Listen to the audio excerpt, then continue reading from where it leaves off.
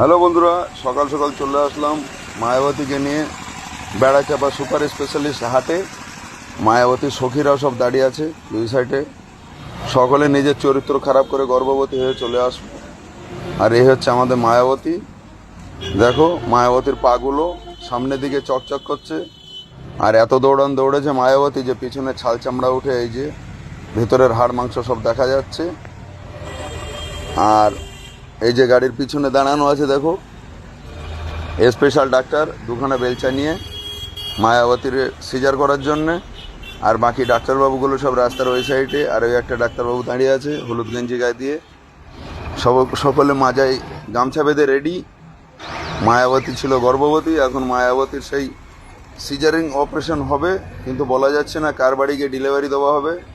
তার জন্য দাঁড়িয়ে আছি বেড়াচাপা সুপার স্পেশালিস্ট হাটে। লোকে হসপিটালে যে আমরা হাটে আসছি।